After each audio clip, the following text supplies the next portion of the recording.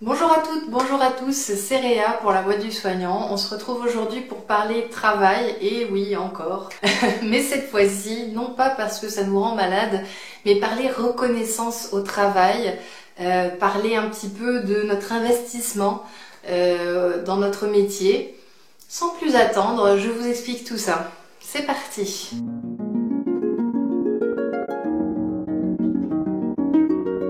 Alors oui, le travail, ça joue un rôle central dans nos vies. Je vous disais la semaine passée que c'est quand même 70% des Français qui trouvent que le travail, c'est vraiment très important dans la vie. Mais surtout, on a la particularité de trouver que c'est très important et de l'investir de manière affective. On y met le cœur, les tripes et les boyaux et on y va. On est 42% de Français à penser que notre accomplissement personnel passe par le travail. Donc ça fait quand même quasiment un Français sur deux, ce qui est vraiment pas le cas des pays européens qui sont plutôt à un Français, pas un Français sur trois, un Européen sur trois, voire un peu moins, à pas du tout penser ça de la même façon. C'est-à-dire qu'ils prennent vachement plus de recul et pour eux c'est juste une façon de faire fonctionner la machine, l'État, l'économie, enfin tout ce que vous voulez. La notion de reconnaissance, on en parle beaucoup quand même dans nos métiers de soignants, dans beaucoup de métiers humains en fin de compte, on parle beaucoup de cette reconnaissance.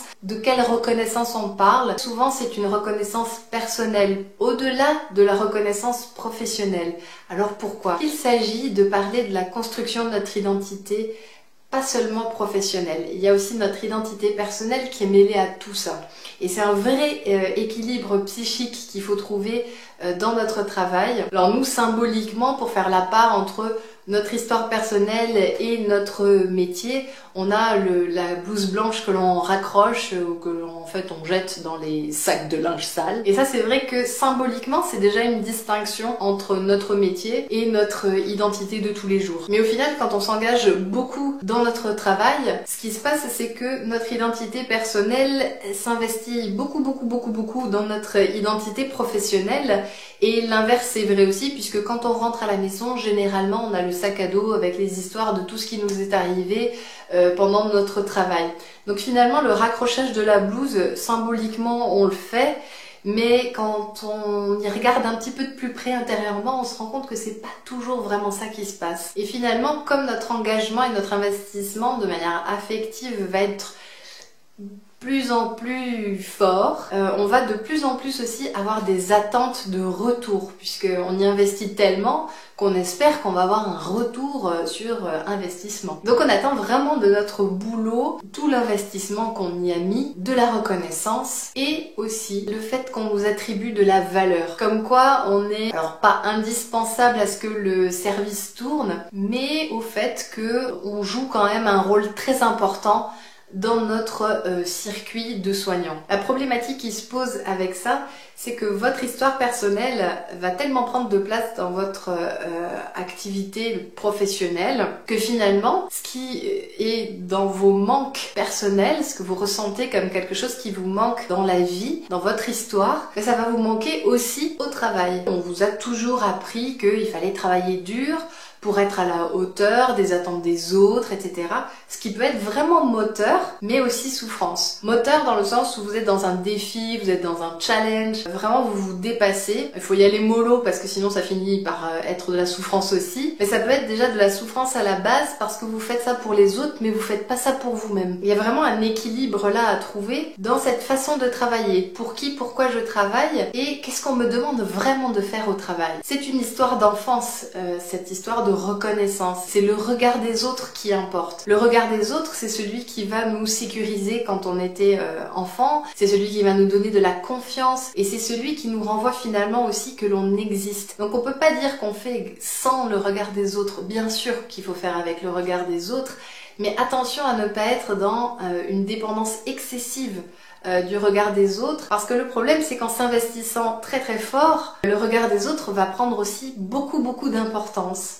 Donc, y compris les critiques qui sont des critiques professionnelles à la base, mais que vous allez prendre pour une critique personnelle, alors que ça n'est peut-être pas si justifié que ça. S'il n'y a pas eu cette confiance, cette reconnaissance au début de ce qui vous a accompagné quand vous étiez enfant, il y a fort à parier quand même qu'il y a un travail à faire sur l'estime de soi, à développer vraiment et à apprendre à définir sa valeur. Quelle est ma propre valeur? Pour arriver dans votre identité à dire ouais ben là, tu vois, tu me dis ça, mais moi je sais ce que je vaux. Donc oui, d'un point de vue professionnel, c'est peut-être vrai, mais d'un point de vue personnel, je sais que je suis pas comme ça. Donc là, j'ai fait une erreur. Ok, je réajuste le tir et je passe à autre chose. Si c'est pas le cas, quand on n'arrive pas à faire ça, on se prend tout dans la gueule et on s'imagine que c'est vraiment notre identité de personne qui est complètement visée. Le travail, il rentre vraiment en interaction avec votre histoire personnelle, qui vous êtes, votre enfance. L'enfance, en plus, c'est vraiment le moment où vous allez sentir vers quel métier vous avez envie de vous lancer. Moi, c'est vrai que c'est dans la période de l'enfance où j'ai eu ce feeling que j'avais envie d'être soignante, quoi. Je savais pas trop exactement quoi jusqu'à mes 8 ans, mais je savais que c'était un monde qui m'intéressait. Et cette interaction directe entre votre travail et votre histoire personnelle, vous pouvez maintenant comprendre que s'investir trop au travail, ça peut être un signe que il y a eu un manque de reconnaissance. En tout cas, il y a un manque de reconnaissance actuelle qui est quasiment vital. Ça peut vous paraître psychologie de comptoir, la reconnaissance, que ça viendrait d'un manque de l'enfance, etc.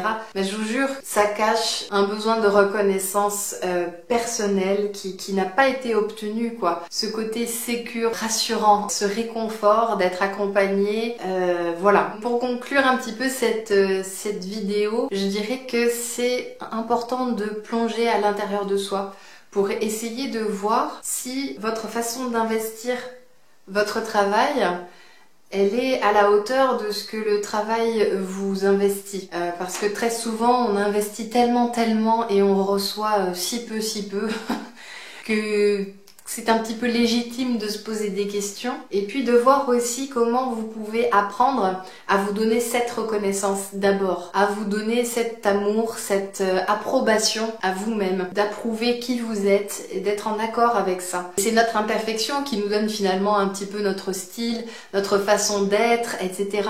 Et trop dépendre du regard des autres, ça nous empêche d'être pleinement qui on a envie d'être et peut-être ça nous empêche de montrer vraiment toutes nos capacités parce qu'on se fait pas confiance, parce qu'on se donne pas la juste valeur en fait de ce que l'on est et de ce que l'on sait faire. Donc plongez à l'intérieur de vous, voyez comment vous investissez votre travail, faites le point sur vos valeurs, sur vos qualités, au travail, spécifiquement au travail.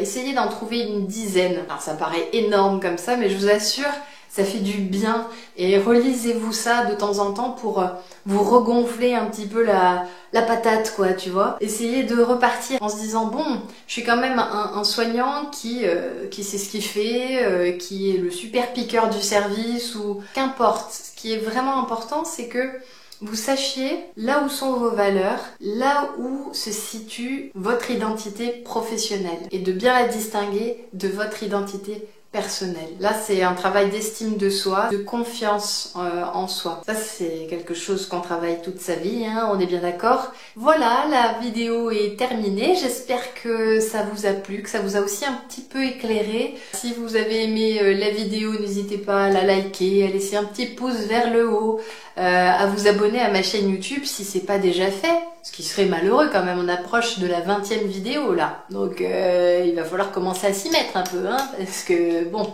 hein. Et vous pouvez aussi me retrouver sur ma page Facebook, La Voix du Soignant. Sur ce, j'ai envie de vous dire à la semaine prochaine. Et en attendant, surtout, n'oubliez pas de prendre soin de vous. À bientôt!